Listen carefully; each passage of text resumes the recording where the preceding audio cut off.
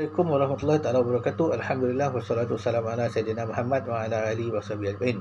Rabbi shrah li sadri wa yassir li amri wahlul 'uqdatam min lisani yafqahu qawli. Subhanaka la ilma lana illa ma 'allamtana innaka antal alimul hakim. Pertama-tama kali marilah kita bersyukur kepada Allah Subhanahu wa taala kerana dengan limpah kurnianya maka kita masih lagi hidup dalam lingkungan iman Islam dan ihsan. Dan jangan lupa kita sentiasa bertaubat kepada Allah taala akan segala dosa yang telah kita lakukan sama ada kita sedar ataupun tidak. Baik.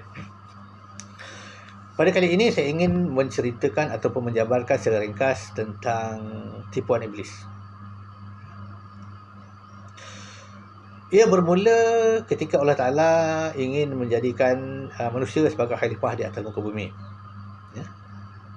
Maka malaikat pun protes atau persoalkan.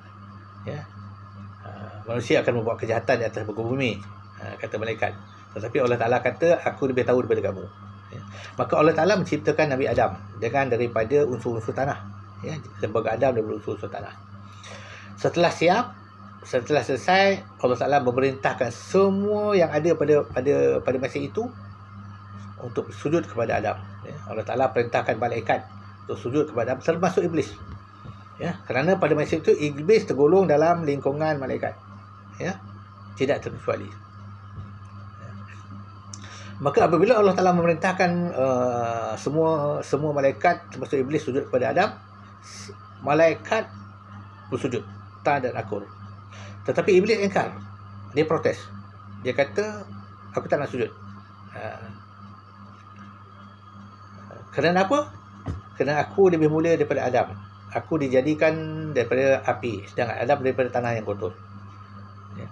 Akibat daripada keengganan iblis ini, Allah Ta'ala telah menghukumkan iblis itu kafir. Ini kafir engkar. Ya. Dan sesat. Lagi menyesatkan. Ya. Maka iblis tidak mengalah. Dia tidak mengalah. Ya. Dia menjawab kepada Allah. Ya. Kita buka surah Al-Hijr. Ya. Ya, ayat ke-38. Ayat ke...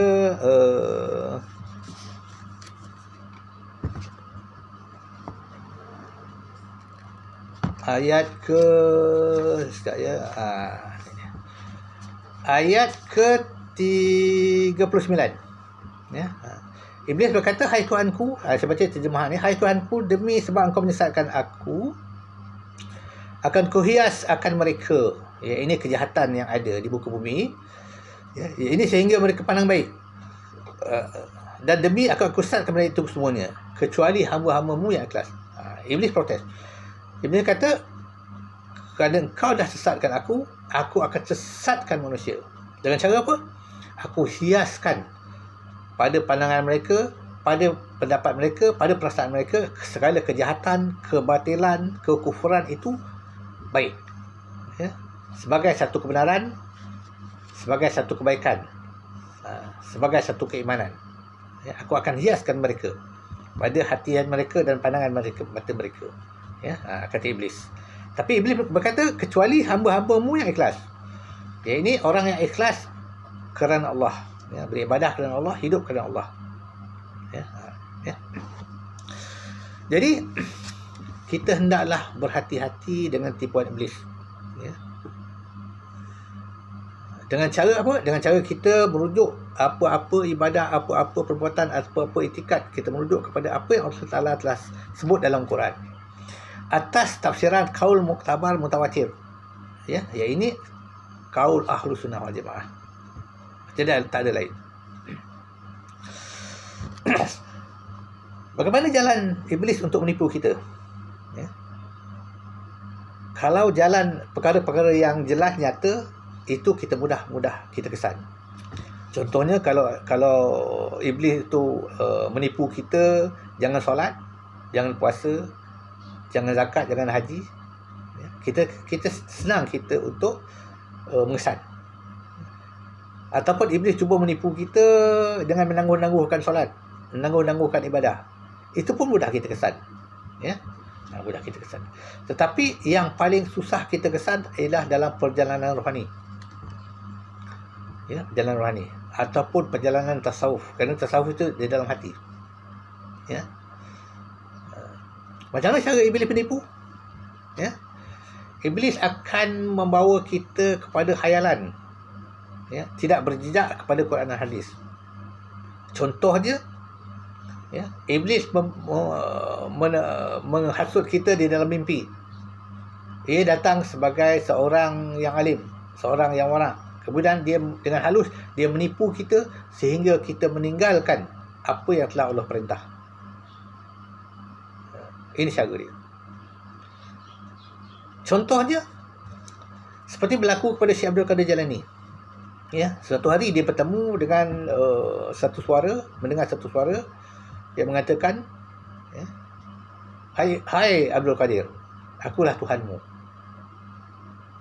Lepas tu dia berkata lagi, maka aku tengok engkau ini terlalu taat kepadaku. Maka hari ini aku akan lepaskan taklif syarak kepadamu. Tengok. Ya. Ya. Bermula dia puji dulu Syekh Abdul Qadir Jalani. Engkau taat, engkau bagus, engkau baik. Kemudian dia selewengkan. Dia kata aku lepaskan taklif syarak. Tapi Syekh Abdul Qadir Jalani dia faham. Ini iblis. Dia kata nyahlah kamu. Nyahlah kamu iblis terlalat. Dan apabila dia tanya oleh orang lain, macam mana engkau kenal? Ya. Syekh Abdul Qadir menjawab, Allah Ta'ala tidak akan memansuhkan taklif syarak. Tidak. Ini cara iblis menipu manusia. Ya. Bahkan dalam perjalanan rohani yang disebut makam ataupun tingkatan iman, tingkatan hati, tingkatan roh, berlaku juga tipuan iblis. Jangan kita sangka tidak berlaku tipuan iblis. Iblis akan menggambarkan kita bermacam-macam gambaran. Ya. So, seperti naik ke Sidratul Muntaha, naik ke kursi, naik ke arash. Ya. Di situ iblis menggambarkan sesuatu yang kita sangka kebenaran. Sebab apa? Memang arash, kursi, lauh mahfuz, surga neraka itu memang wujud. Memang wujud. Dan termaktub di dalam Quran. Tetapi kita tak sedar daripada situ dia akan melencongkan kita. Bagaimana?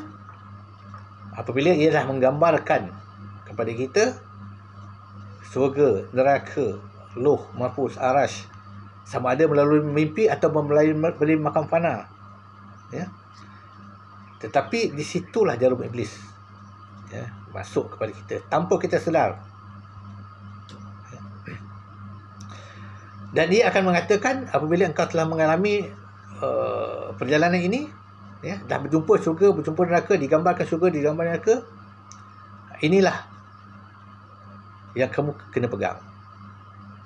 Inilah ilmu hakikat. Quran dan hadis ini hanya syariat, hanya kulit. Di sini iblis menipu kita. Menipu kita dalam perjalanan rohani yang banyak berlaku sekarang.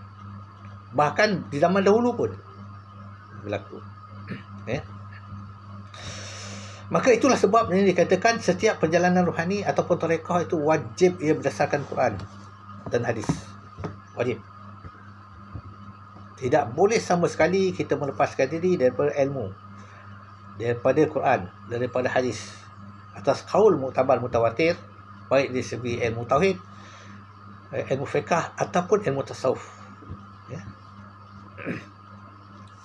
Tidak boleh sama sekali kita melepaskan diri daripada jamaah. Tidak boleh. Dan lagi satu, bagaimana iblis menipu kita? Dia berkata, perjalanan rohani inilah tujuan kita untuk mencapai taraf wali. Ya. Untuk kita mendapatkan kelebihan, untuk mendapatkan karamah. Ya. Kebetulan pula, memang dapat karamah pun. Ya. Memang Allah Ta'ala berikan karamah. Tetapi ditipu oleh iblis. Dia kata inilah tujuan sebenar-benar dalam perjalanan rohani. Ya, jadi kita tertipu. Kita masuk tarekah, kita masuk perjalanan rohani, kita masuk jadi ahlu zikir, tetapi untuk mendapatkan karamah, untuk mendapatkan pangkat kewalian. Sehingga kita terseleweng, tujuan sebenarnya adalah untuk qarib dengan Allah Ta'ala. Ya. Untuk mahabbah dengan Allah Ta'ala, untuk hampir dengan Allah Ta'ala, untuk mendapat redha Allah Ta'ala. Di sini iblis menipu. Dan lagi iblis menipu kita dengan mengatakan untuk mencapai makrifah, hendaklah tolak ilmu. Kerana ilmu itu adalah hijab. Ini lagi satu tipuan iblis. Kita pun merasa senang. Kita pun menolak belajar ilmu, menolak belajar ilmu tauhid, menolak belajar ilmu tasawuf. Kita terus berzikir semata-mata, ya, tanpa ilmu. Jadi dengan itikad ilmu ini adalah hijab untuk kita makrifat kepada Allah Ta'ala. Ini sangat-sangat bersalahan. Ini sangat-sangat disukai oleh iblis. Ya, kerana Nabi telah berkata, banyak hadis, banyak ayat Quran mengatakan kelebihan untuk ilmu. Ya. Dan Nabi pun berkata, menuntut ilmu adalah fardu bagi setiap orang Islam. Orang Islam. Ya. Dan orang-orang yang menuntut ilmu itu didoakan oleh para malaikat, para makhluk di muka bumi. Ya. Dan lagi Allah Ta'ala mengatakan, sesungguhnya orang yang berilmu itu dikurniakan beberapa darjat, ya, darjat yang tinggi. Dan apakah sama orang berilmu dengan orang yang tidak berilmu, orang jahil? Ya, ini telah dinyatakan oleh Allah Ta'ala dalam hadis, firman-Nya dan juga hadis Nabi-Nya sallallahu alaihi wasallam, betapa pentingnya untuk ilmu. Di sini iblis menipu kita. Ya. Dan Allah Ta'ala telah menegaskan tentang tipuan iblis ini dalam surah Az-Zukhruf ayat 37. Saya bacakan terjemahan ya. Sesungguhnya syaitan itu menghalang mereka dari jalan agama, jalan Allah Ta'ala, sedang mereka mengira bahawa mereka mendapat petunjuk. Ini yang paling kita khawatirkan. Ya, kita tertipu dengan tipuan iblis. Kita menyangka kita berada dalam petunjuk.